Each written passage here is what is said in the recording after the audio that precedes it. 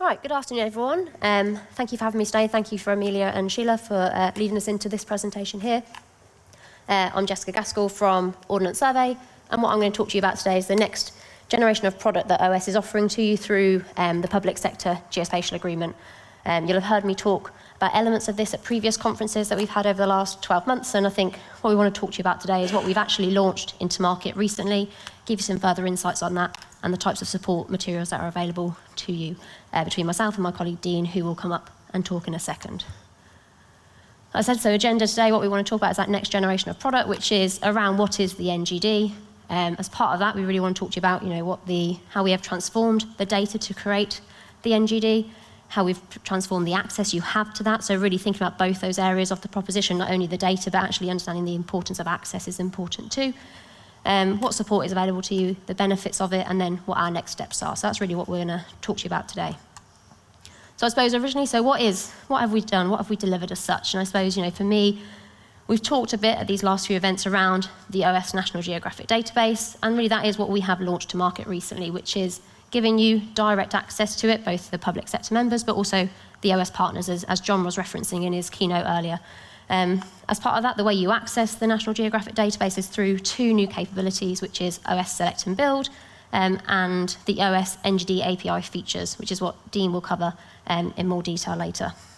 As part of that, like I said, they're the access methods, but actually we've also delivered the data, and the data, although isn't necessarily new data, there's not lots of new captured data in there, it is the same data that you've got through all of OS's existing products and services, but what we have done with that data is we've really redesigned it, re-engineered it to make sure it's designed for analysis, which I'll touch on through this session.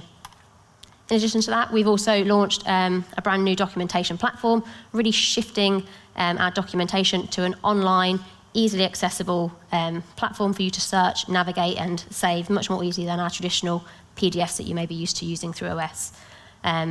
And then finally, I suppose I'll just touch on what John touched on earlier around the error reporting tool. We launched a new tool last year, and as part of that and through this launch, we've also enhanced that with the OS NGD to make sure that if you do find an error or an omission within NGD, that you can also report that and that you have a consistent customer experience with us. So that's kind of all part of what we launched, and as you can see towards the left-hand side, if you're looking at towards me, I suppose, of the screen, you can see that we launched that at the end of September. So very new, you might not yet have heard of it because we've been quite soft in our launch, in our comms about it, and really today is the first time we're going to talk about it in a bit more detail as such. So I've just talked a lot about the OS National Geographic Database, the OS NGD, so what is it as such? And the OS NGD stands for the National Geographic Database, and what that does is it describes the GB's landscape of geography as such. So it's the authoritative data that we hold to describe that landscape. And it is specifically around geography, and that's why it's the National Geographic Database. To do that, yes, we use geospatial data, and all of us in this room are probably lovers of geospatial data, but actually it is describing geography, which is why it's the National Geographic Database. And if we think about it, what the PSJ has offered to you pre this going live, you always had access to the National Geographic Database, but you had it through the products and services that we had available. So for example, things like OS Master Map Topography Layer, Address-Based Premium, OS Master Map Highways Network, they all give you access to the National Geographic Database. But what that did is it gave you what I would describe as indirect access. You accessed it through a lens of a product. You accessed it all separately in silos in a way. So if you wanted to use both addressing and transport data together, you had to go to two different places, get two different data sets, do two different loads of loading, and so it was kind of siloed as such. So what we've done and what the PSJ has enabled us to do is to evolve your offer, your access to the National Geographic Database by giving you direct access to it, which is what we'll talk more about today. And I think the kind of, some of the key areas we've done through that is we've improved the data structure that I'll talk about, we've improved its currency, which Dean will touch on, and we've also improved the metadata as well that goes with it, because we know how important metadata is to our customers. So how does our data differ from our previous offerings, I suppose? So how have we really transformed that data as such? And I'm going to use an example, because there's lots of examples we could use, and we could talk about it in quite a broad subject. But if we think about OS Master Map Topography Layer for a second, and if you think about the buildings in that data set, then actually if you think about it today, if you took that data, what do you get if you just try to take the buildings? Well, one, it's pretty hard to find just the buildings. You have to know what you're looking for exactly, because it's how it's structured, so it's pretty hard to find just the buildings. And then when you find the buildings, what do you get with it? If I'm really honest, and I've looked back at it, I don't think you get much in terms of its detailed attribution. You get a really detailed polygon, and you will tell you it's a building. We might tell you if it's made, and that's probably as far as we go. If you're interested in the height of that building, you have to go to a different data set and join them together. So actually, if we think about that customer experience that you have today and how you get value from that data, it's actually pretty hard to use our buildings data today. And I think that's where we took the opportunity of launching the OS National Geographic Database to also really re-engineer our data. And I think, just thinking about that building example, this is the type of attribution that we now give to our customers through the National Geographic Database. So hopefully, these are just the main highlights, but hopefully what you'll see here is actually there's a lot more richer attribution suddenly coming through that. So not only will we now tell you that it's a building, we'll also tell you how that building's being used. I know Jamie talked this morning around the importance of land data. We're really trying to help you understand how that land is being used and how that land is being covered. Two very distinct, separate things to understand about land, which is what we'll be attributing all of our data with as such. Other areas of data, we've brought that building height into the data set, so no longer needing to join two different data sets. We've really brought those two things together so it's easier for you to use together, as well as really starting to enhance the metadata that sits behind our data. So I think before, all the attribution you'd have got was the last date we updated it. We didn't tell you what type of update that was, we just told you we updated it on X date. Whereas now what we're trying to do is really help bolster that metadata around what that feature is, so including the first date it was captured digitally. So in this example of this building, we can see it was captured on the 2nd of October 1994. But actually, you can see that building's changed because actually the metadata we provide about the geometry says that actually we changed that feature on the 6th of February 2016. But not only is that the date we updated it, you can also see the date we had for the evidence for that change. And that day will predate the update date potentially. So we're really trying to give you more information around that building and how that building has come to life as such. And so hopefully what you can see here through this one small example is how we've really tried to transform the data that is available to you through the National Geographic Database compared to the data you've had from us before through our other products and services. So really let's think about how we have transformed that data. And I think for me there's kind of 6 really key and exciting areas in that data transformation space. I'm not going to go through all 6 because I'll probably have a card thrown up at me that I need to hurry on up. But I think, for me, the most exciting bit is that we've re-engineered that data. So that example I've just talked around buildings, we've done that across the whole piece of the National Geographic Database, really taken a really hard look at what we provide and re-engineered it to make it easier for you to do analysis designed to support you in your decision making. And as part of that re-engineering as such, we also simplified the data models where we can to make it easier for you to load the data and implement it into your systems, and hopefully mean it's easier for you to get to that value quicker than what it maybe is today. Other areas that I'd probably pick out from this slide is the single consistent design and approach to change-only updates. So if you are a customer who only wants to receive change, today with all our other products and services, we have a unique, different way of doing it for every single product. So across our large product stack, you won't find it's consistent. And that's something we've really tried to evolve with NGD to provide a consistency for you. So if no matter what theme of data you're taking, you can consistently apply change with it. And then the final thing I'd pick out probably is that metadata. For me, that's a really exciting thing. And I think I had a conversation with someone in the room earlier about the importance of metadata. And I think that highlights the importance of it. We're really trying to give you more detailed insights into how those features came into existence, why they're changing, to help you with your decision making and support the work that you do to support public sector as such. That's everything I was going to talk about today. I'm going to hand over to Dean, who's going to talk more on the access side. So thank you, everyone.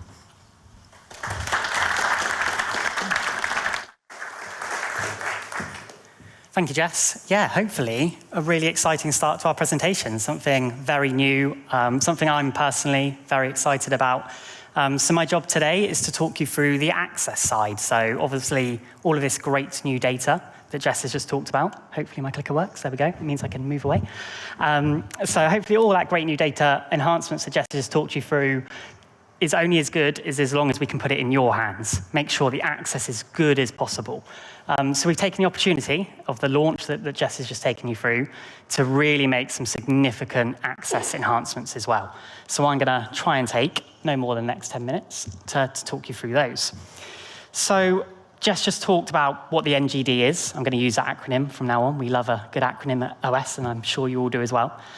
So Jess just talked about the fact that we built this NGD and we want to give you direct access to it. So what you'll see on this slide is there is no barrier for you as a customer between the OS Data Hub and the NGD. Whereas, as Jess said previously, there'd have been many, many products between you and that NGD, giving you an inconsistent view and a lot of challenges in terms of using our data. So that barrier is gone. And what we've introduced as of a month ago is 2 brand new access services. One is what we're knowing as the OS NGD API features. It is a features API. I'll talk about that in a bit more detail in a bit. And one is what we're calling OS Select and Build. Now, that is an interface that all of you as public sector members, as well as our OS partners, can access. And that interface gives you a highly tailorable experience to just pick and choose the data you want from OS. Pretty evolutionary for us. Like before, we've absolutely stuck to a very rigid product structure and given you the product, whether you wanted all of it or not. OS Select and Build and the new API takes that away and gives you much more of the control. You'll also see on this slide, there is a Tiles API, much more based around our visualization use cases, coming. It's not there yet, but it is due to come next year. So I can talk a lot about this subject, but we are very aware that sometimes videos and things like that do a much better job than I can. So we're going to attempt to show you a video to try and bring a bit of this to life. So fingers crossed for everyone in the room and everybody virtually that this is actually going to work. It's now easier than ever to access the geographic data you need from the source you can trust. With OS Select and Build, you can choose the exact features you want, filter by attributes, and build your own data package. That way, you download only the data you need. Simple. Or you can access the same data through our new APIs, built to OGC standards. Up-to-date data that works for you from the OS National Geographic Database. Say hello to OS Select and Build and OS NGD APIs, available on the OS Data Hub.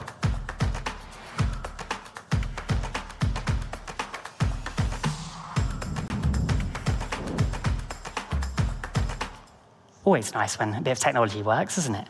Always good. Hopefully, though, brought it a bit to life to you. The OS Select and Build and our new APIs are all about, as it says there, giving you the ability to start filtering and tailoring exactly the data you get from us. So again, this is the access side view, and Jess just presented the data side view for you. These are my 6 highlights. I haven't got enough time today to go through all 6 while I'm here on stage, but Jess and I are more than happy to talk to you in a bit more detail about it after the talk and in the breaks later on today. So what are my highlights? Well, firstly, OS Select and Build. It's launched, as Jess said. It's been out for a month. We're slowly bedding it in. We've got demos today. We've got it working on some iPads in the other rooms. You can come and have a look at it. But absolutely gives you that ability, as I say, to just take a bit of our buildings data or just take some of our land data, whereas previously we would have given you the whole of OS Master Map topography layer and left you to deal with that. It's a really big win for us. Got a brand new capability to allow you to also to look into the past. I have to be a bit careful with what I say here because it's the past of the NGD, because it's a whole new offering. But what that means is we are now constantly building an archive. So whatever we ship as part of the NGD will not get deleted. So if I today said I want to know what the OS data looked like on the 29th of September, that was our launch date, then I can ask the NGD to provide me exactly that data. Now you can imagine that archive is going to grow fundamentally over time. But massive asset for us, again, something we've never been able to bring that capability to market on before. Now, the third one I think I'm going to pick up on is the daily updates. So currency and us and the ability for us to ship data to you as our customers has always been high on our priority list, and the ability to get it out there quickly has always been something we've heard from you as our customers. Now, the NGD offers, it's not mandatory, we have other options, but offers the ability for you to take daily updates. Now, what that means is, if one of our OS surveyors are out on the ground today, which I'm sure most of them are, and capture a new building, then you can have that, depending on what time they log back in this evening and load that into their systems, either tomorrow or the next day, like I say, depending on what time they call it quits tonight. Now, that's in comparison to our OS Master Map topography layer data that is a 6 weekly supply. So instantly, we've reduced that down from 6 weekly to daily. So a massive, again, overhead on us to deliver that capability as part of this launch, but really excited to seeing what you can do as customers with that more currency, more frequent data. I'm not going to touch on the others because I will definitely get the card that says I'm running over time, but you can all see them there, and like I say, happy to discuss in the sessions when we've got the break. So that's data. What we did with data, Jess covered, and all the new access methods. Now, we haven't launched this and just left you to it in the dark. We've done a lot of work on support as well.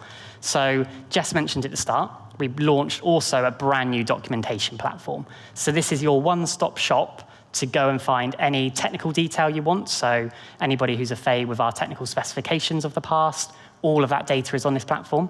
But also, we've got code snippets. So if you want to use our new APIs, there are code examples on there that you can literally copy and paste, and that will work for you. So loads of how-tos and getting started guides all sat on that documentation. So hopefully, no hunting around our website too much to find different tools and different support materials, all in one place. And like I say, loads of different assets there. The one thing I probably haven't mentioned, but is also style sheets. So anybody who likes to use our data in GIS applications, all of the style sheets for the NGD have also been created and are there ready for you to use as well. So quite a lot of support documentation already available. And a bit like the video I just showed, again, aware that lots of people engage much better with videos than just documentation. We have also started to increase our archive of videos. So if you want to know how to start using OS Select and Build and what it's all about, there's a video for that. If you want to know how to create the data on the back of that, video for that as well. And actually, one of the things I didn't mention on my previous slide, but you might have seen in the video, is you also have the ability to filter our data on a specific attribute via OS Select and Build. Again, video that guides you through that sort of process and what that's all about as well. So yeah, hopefully, lots of support materials for you to get going when you get back to the office and want to explore. So then, just lastly for me then, benefits and next steps. So John kindly queued me up this morning for this one around how a lot of this has been so grounded in customer engagement. So Jess and I can probably remember a couple of years ago doing a lot of events like this and also traveling around Great Britain talking to customers about truly what you wanted from us as Ordnance Survey. Now, these are only a few quotes, but you can see how we've acted upon these from customer feedback, and that's shaped what we've delivered under the NGD. So again, what I'd call out is latest changes, wanting those quicker. That's why we've delivered the daily update and really giving you the ability to access our changes quicker. Discovery. So we are very aware the discovery of the data we capture and hold has always been a challenge. The example I always give is, how would you truly know that OS master map topography layer is where our best building data is? Like, maybe most people in this room know that because you are probably familiar with OS data and you've been using it for a number of years. But new starters, new people to the industry, that is not that evident. So we've definitely gone back to basics in the NGD and really worked hard on making our discovery a lot better. And then lastly, I think for me, the one I'd call out here is around more detail about the changes we are making. So Jess showed you earlier a bit of an insight into the buildings data, but there is a lot more metadata sat in the NGD, a lot more evidence as to why OS are making changes to our data, allowing you to make informed decisions on whether you want to take it and how you want to use it. So then lastly from me, so next steps. The NGD is really new. Like Jess said, it's a month into its life. It's quite a soft launch, as I mentioned. We're slowly rolling it out, slowly gathering evidence from people like yourselves as to how you want to use it. But first and foremost, how you'd like us to develop it. So our next steps are very much now about doing more events like this, engaging with you all, understanding how you might like us to shape it in the future, because it's going to have a very long-term roadmap that will allow us to deliver enhancements.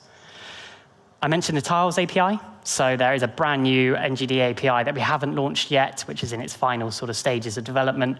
That will be coming later this year. So the teams are working very hard back at OSHQ and across the country on that as I speak. We are enhancing the NGD with brand new data. So John mentioned this earlier this morning. So current launch, Jess mentioned this, is more around existing data and enhancing that. But we are bringing a lot of new data to the NGD over the coming 12, 24 and beyond months, actually, as we start to release lots of new things. But watch out for comms around that. And then last two on the right-hand side, so allowing customers to share recipes. I haven't talked about recipes to you today, but essentially is what you create when you use OS Select and Build. We are going to enable customers to share that with multiple organizations if they wish, to make sure you can start sharing your custom selections. So that is on the roadmap. And then also looking at how we can run multiple versions of data within the NGD at once. Now, that will allow us to bring enhancements to you a lot quicker than ever before. So anybody who has had to wait for us to make a specification change in the past knows that can take many months, if not longer. The NGD looks to break down those barriers so we can deliver a lot quicker. So hopefully we haven't overrun too much and you found it useful. But like I say, come and chat to me and Jess in any breaks if you have any questions. But I hope you have a good rest of the afternoon.